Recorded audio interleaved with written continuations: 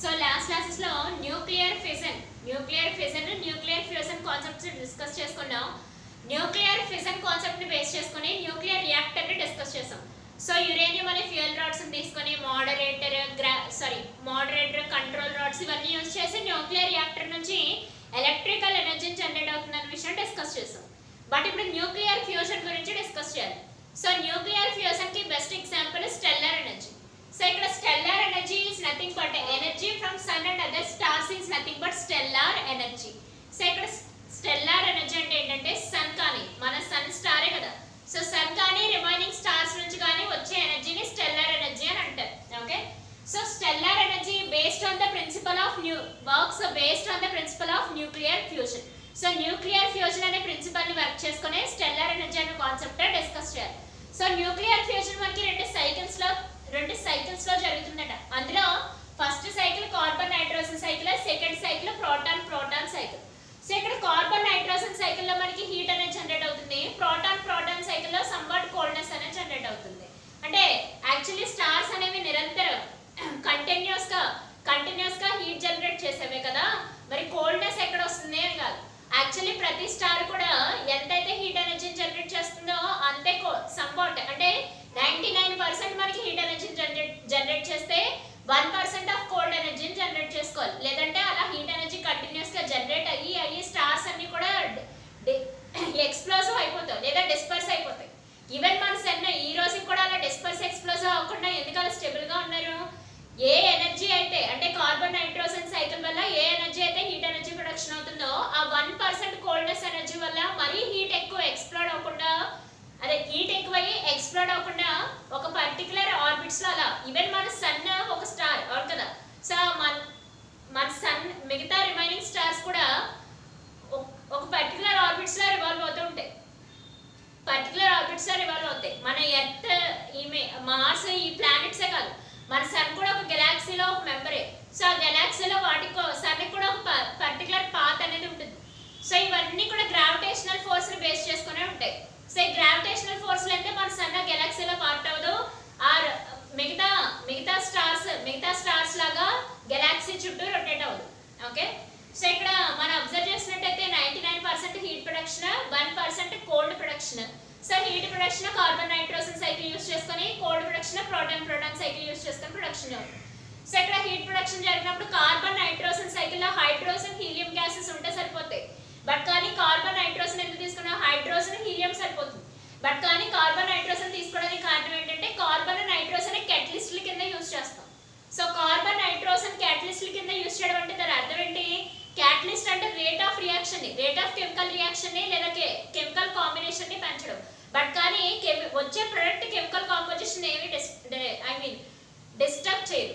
మనం తీసుకునే మనం మిక్స్ చేయాలనుకున్న అంటే హైడ్రోజన్ హీలియం లాస్ట్ కి ఫస్ట్ ఇనిషియల్ గా హైడ్రోజన్ తీసుకొని ఫైనల్ ప్రొడక్ట్ కింద హైడ్రోజన్ తీసుకుందాం అనుకున్నాం, లేదా ఇనిషియల్ గా హైడ్రోజన్ తీసుకొని లాస్ట్ లో helium consideration. Hydrogen to helium అంటే lighter nucleus to heavier nucleus hydrogen. So fusion అంటే అదే కదా, హైడ్రోజన్ నుంచి హీలియం ప్రొడక్షన్ అవడం అంటే లైటర్ న్యూక్లియస్ నుంచి హెవియర్ కింద అవడం. So lighter to heavier. So fusion అంటే అదే కదా, సో లైట్ న్యూక్లియస్ అన్ని కలిపి ఫ్యూజ్ అయ్యి హెవియర్ న్యూక్లియస్ అనేది ఫామ్ అవుతుంది. మధ్యలో కార్బన్ నైట్రోజన్ ఏం చేస్తుంది? మరి కార్బన్ నైట్రోజన్ సైకిల్ అని ఎందుకు రాసుకున్నాం? Carbon nitrogen can be used as a catalyst అంటే రేట్ ఆఫ్ రియాక్షన్ ని పెంచుతుంది, కెమికల్ రియాక్షన్ ని రేట్ ఇంక్రీజ్ చేస్తుంది. అంటే ఈజీగా తొందరగా అయిపోయేటట్టు హెల్ప్ చేస్తాయి కార్బన్ నైట్రోజన్ ఎలిమెంట్స్. బట్ కానీ వాటి కెమికల్ కాంపోజిషన్ ని ఏం డిస్టర్బ్ చేయవు. వచ్చే ప్రొడక్ట్స్ కెమికల్ కాంపోజిషన్స్ ఎటువంటి డిస్టర్బెన్స్ జరగదు. క్యాటలిస్ట్ అంటే అంతే. So it is used, catalyst is used to increase rate of reaction but it should not disturb the chemical composition of the products.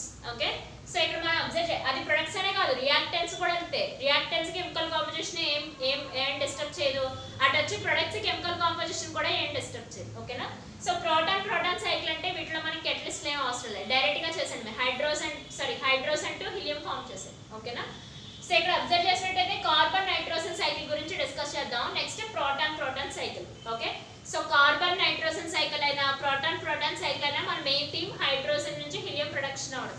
But ఈ కేసులో carbon nitrogen can be used as a catalyst. So ఇది hot cycle అయితే ఇది cold cycle అవుతుంది. 99% hot ఉండాలి, 1% cold ఉంటుంది. లేదంటే sun అయినా స్టార్ అయినా ఎక్స్ప్లోజెస్ అయిపోతాయి.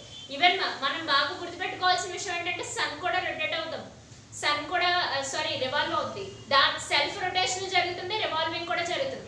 గ్రావిటేషనల్ పుల్ అనే ఏ ఆబ్జెక్ట్ కైనా సెల్ఫ్ రొటేషన్ చుట్టూ రివాల్వింగ్ కంపల్సరీగా ఉంటాయి. మన సన్ కూడా ఒక గెలాక్సీలో ఒక పార్టే. రిమైనింగ్ స్టార్స్ కూడా సన్ అయి ఉండొచ్చు, వాటి చుట్టూ రిమైనింగ్ ప్లానెట్స్ కూడా ఉండొచ్చు, ఎవరు చెప్పలేము. ఆ విషయాన్ని ఇంకా సైంటిస్ట్ ఇంకా డిస్కవరీస్ చేస్తూ ఉన్నారు. ఓకేనా? సో ఇప్పుడు కార్బన్ నైట్రోజన్ సైకిల్ ని చూద్దాం.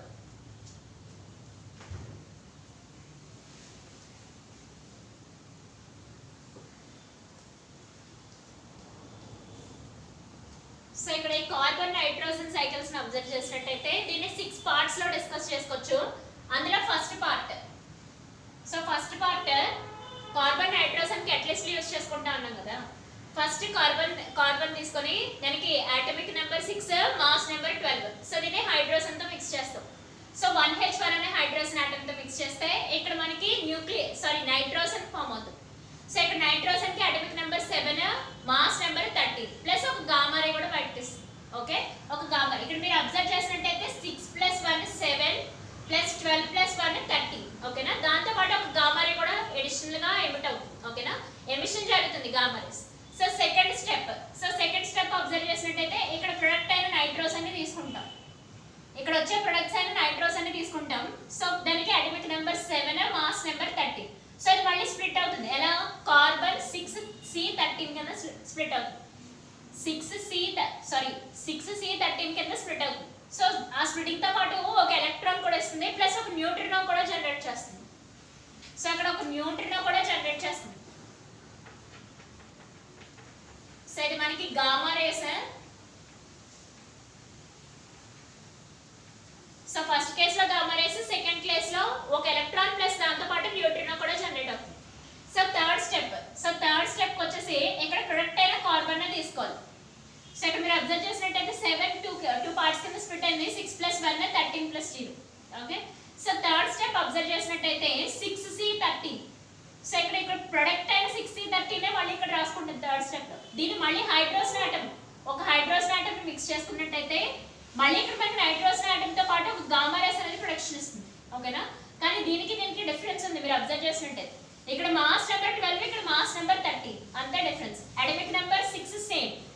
సో 1H1 మిక్స్ చేస్తే నైట్రోజన్ తో పాటు గామా రేస్ మిక్స్ అవుతుంది, గామా రేస్ ఎమిట్ అవుతుంది. ఓకే, సో ఇక్కడ ప్రొడక్ట్ అయిన మళ్ళీ నైట్రోజన్ ని ఫోర్త్ స్టెప్ లో తీసుకోవాలి. సో ఇక్కడ మనం ఫోర్త్ స్టెప్ కన్సిడరేషన్ తీసుకుంటున్నాం. సో ఫోర్త్ స్టెప్ కన్సిడరేషన్ లో తీసుకున్నట్టయితే 7N14. సో నైట్రోజన్ ని మళ్ళీ అగైన్ హైడ్రోజన్ తో మిక్స్ చేసినప్పుడు, ఫ్యూజన్ చేసినప్పుడు ఇది మళ్ళీ మనకి ఆక్సిజన్ ని ఫామ్ చేస్తుంది with atomic number 8, mass number 15. Additional గా గామా రేస్ కూడా ప్రొడక్షన్ అవుతాయి. Okay, next fifth step. So ఇక్కడ ఫిఫ్త్ స్టెప్ లో ఇక్కడ ప్రొడక్ట్స్ ని తీసుకోవాలి. సో ప్రొడక్ట్ ఏంటి మనకి? ఆక్సిజన్ 0 8 15. మీరు అబ్జర్వ్ చేసినట్టయితే 7 + 1 8, 14 + 1 15. సో అదే ఇక్కడ మనం రాసుకున్నాం. దీన్ని మళ్ళీ స్ప్లిట్ చేస్తాం ఫిజన్ కింద. సో స్ప్లిటింగ్ చేసినట్టయితే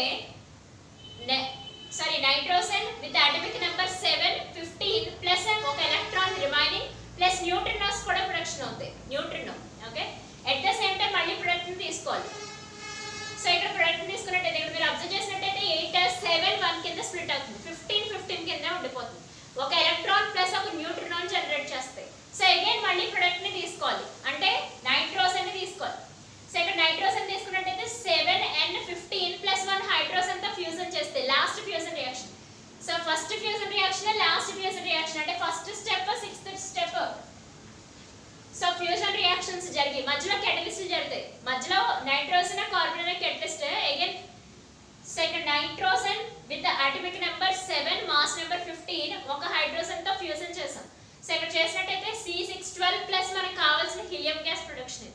మన మెయిన్ థీమ్ ఏంటి? హైడ్రోజన్ టు హీలియం రావాలి. 4 హైడ్రోజన్ ఆటమ్స్ ని మిక్స్ చేస్తే ఒక హీలియం ఆటం రావాలి. ఆ విషయం అక్కడ రాసాం.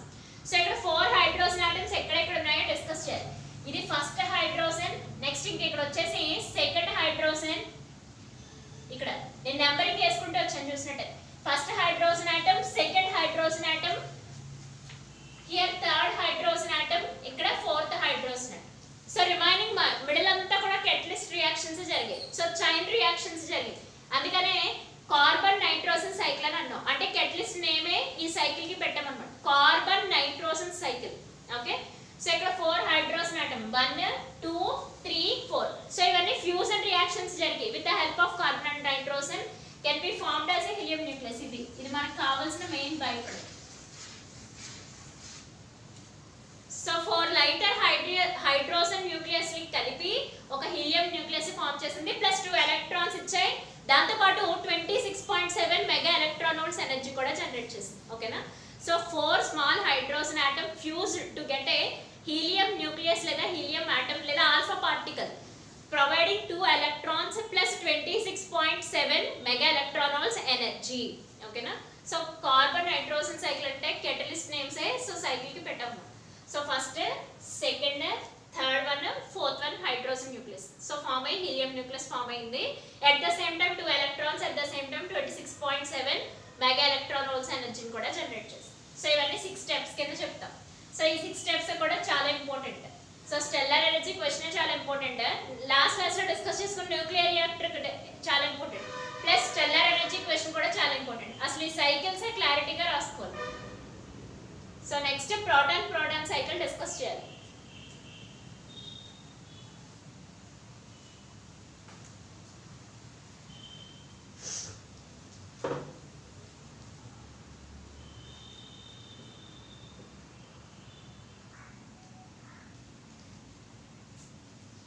సో ఇది proton cycle. So proton cycle తీసుకున్నట్టయితే 2 హైడ్రోజన్ ఆటమ్స్ ని ఫ్యూజ్ చేస్తే హైడ్రోజన్ ఆటమ్ ఫామ్ అవుతుంది మళ్ళీ. But atomic number 1, mass number 2. Remaining ఒక ఎలక్ట్రాన్ ప్లస్ ఒక న్యూట్రినో కూడా ఫామ్ అవుతుంది. రిమైనింగ్ ఒక ఎలక్ట్రాన్ ఒక న్యూట్రినో కూడా ఫామ్ అవుతాయి. సో న్యూట్రినోస్, గామా రేస్ ఇవన్నీ energy. So neutrinos, gamma rays ఇవన్నీ కూడా ఎనర్జీ.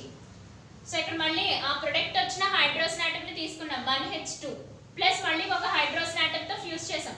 ఇప్పుడు హీలియం న్యూక్లియస్ ఫామ్ అవుతుంది, కానీ దాని atomic number 2 okay, mass number మాత్రం 3నే ఉంటుంది. అడిషనల్ గా ఒక గామా రేస్ బయటకి ఇస్తాయి, అడిషనల్లీ గామా రేస్ అనేవి వస్తాయి. సో అడిషనల్ గా గామా రేస్ అనేవి వస్తాయి, ఎమర్జెంట్ అవుతాయి. ఓకే, సో ఇక్కడ తీసుకున్న హీలియం న్యూక్లియస్ ని మళ్ళీ తీసుకుంటాం. సో ఈ హీలియం న్యూక్లియస్ కి అగైన్ ఇంకో హీలియం న్యూక్లియస్ ని అడిషన్ ఫ్యూజన్ చేస్తాం, మిక్స్ చేస్తాం. సో ఇక్కడ ఎలా ఫామ్ చేసినట్టయితే 2He4 ఓకే బానే ఉంది. బట్ కానీ ఇక్కడ మీరు అబ్జర్వ్ చేసినట్టయితే 2 + 2 4 కదా, 2 + 2 4, 3 + 3 6. ఓకే, సో ఇక్కడ మీరు అబ్జర్వ్ చేసుకున్నట్టయితే 2 + 2 4 గా రావాలి యాక్చువల్లీ, కానీ ఇక్కడ మనకి 2 వచ్చింది. అంటే రిమైనింగ్ 2 హైడ్రోజన్ కింద ఫామ్ అవుతాయి. ఓకేనా, యాక్చువల్లీ 3 + 3 6 అంటే 4 తీసుకున్న రిమైనింగ్ 2 ఇక్కడ హైడ్రోజన్. అంటే దాని అర్థం ఏంటంటే 1H1 + 1H1 అని అర్థం. సో దీన్ని ఇలా కూడా రాసుకోవచ్చు, 1H1 + 1H1 అంటే సో 2 + 1 + 1 అంటే 2 + 1 + 1 అంటే 4 బై 4 + 1 + 1 అంటే 6. సరిపోయింది ఇక్కడ. సో ఇక్కడ తీసుకున్న రియాక్టెంట్స్ కి ప్రొడక్ట్స్ కి atomic number, mass number tally అవుతున్నాయో లేదా చెక్ చేసుకోవాలి ప్రతిసారి. సో వీటిని రియాక్టెంట్స్ అని అంటారు, ఆల్రెడీ డిస్కస్ చేస్తాం కెమిస్ట్రీలో, ఆల్రెడీ డిస్కస్ చేస్తాం reactants, products. So left side అన్ని రియాక్టెంట్స్, రైట్ సైడ్ అన్ని ప్రొడక్ట్స్. ఏ సైకిల్ అయినా సరే లెఫ్ట్ సైడ్ అన్ని రియాక్టెంట్స్, రైట్ సైడ్ వచ్చేసి ప్రొడక్ట్స్ ఉంటాయి. సో ఇక్కడ మనం తీసుకునే రియాక్టెంట్స్ అటామిక్ నెంబర్, అక్కడ తీసుకునే ప్రొడక్ట్స్ మాస్ నెంబర్ రెండు టాలీ అవ్వాలి. సో అలా టాలీ చేయడం కోసం మనం ఏం చేస్తున్నాం, 2 + 2 4, ఇక్కడ 2 + 1 + 1 కింద స్ప్లిట్ అయింది. ఇక్కడ 3 + 3 6, సో ఇది 4 + 1 + 1 కింద స్ప్లిట్ అయింది. ఓకే, సో ఇక్కడ లాస్ట్ ఈక్వేషన్ వచ్చేసి 4 హైడ్రోజన్ ఆటమ్స్ ని ఫ్యూజ్ చేస్తే ఒక హీలియం న్యూక్లియస్ ఫామ్ అవుతుంది. At the same time 2 neutrinos energy plus 2 gamma rays plus 2 electrons plus 26.7 mega electron volts అనేవి ఫామ్ అవుతాయి. Okay, so 4 hydrogen atom fused together to form a helium nucleus plus 2 neutrinos plus 2 gamma rays plus 2 electrons emission plus 26.7 mega electron volts energy formation. So ఇదంతా మనకి proton cycle. So proton cycle 3 steps లోనే form అవుతాయి. Carbon nitrogen cycle మట్టికి మాత్రం 6 steps లో చూస్తాం. ఓకేనా, so proton cycles. So proton cycle అంటే ప్రోటాన్ అంటే ఇదే. సో ఇది దీని ప్రోటాన్, ఇంకొక ప్రోటాన్ కింద తీసుకున్నా ఉంటే దాని అర్థం ఏంటి, ఒకటే ఉంది అంటే ఒక ఎలక్ట్రాన్, ఒక ప్రోటాన్, ఒక న్యూట్రాన్ ఉన్నట్టు అర్థం. సో హైడ్రోజన్ ఫ్యూజ్ జరిగి సో ఇది మనం ఎప్పుడు టాలీ వేసుకోవాలని చెప్పాను కదా, reactance left side, products right side. So reactance atomic number కి మాస్ నెంబర్ కి, ప్రొడక్ట్స్ అటమిక్ నెంబర్ కి మాస్ నెంబర్ కి టాలీ వేసుకోవాలి, సరిపోతున్నాయో లేదో చెక్ చేసుకోవాలి. ఓకే, సో ఇది 1H1 ఫ్యూజ్ అయ్యి 1H2 ప్లస్ ఒక ఎలక్ట్రాన్ ప్లస్ ఒక న్యూట్రాన్. ఓకే, సెకండ్ స్టెప్ వచ్చి సేమ్ ఇదే ప్రొడక్ట్ తీసుకుంటాం. 1H2 fuse with 1H1 gives a nucleus helium but having a mass number 3. కానీ మనకి 4 కదా మాస్ నెంబర్, ప్లస్ 1 గామా రే. సో మళ్ళీ అగైన్ ఒక helium nucleus again remaining nucleus తో, అంటే అగైన్ ఇంకో హీలియం న్యూక్లియస్ తో ఫ్యూజ్ అయ్యి మనకి ఒక helium nucleus 2He4 plus 2 hydrogen atoms form అవుతాయి. ఓకేనా, దాంతో పాటు 2 gamma rays, 2 neutrinos plus 2 electrons plus 26.7 mega electron volts energy అనేది ప్రొడక్షన్ జరుగుతుంది. ఓకే, సో ఇది fission, fusion, stellar energy concept. Sorry, fusion stellar energy concept, fission nuclear reactor concept. Okay.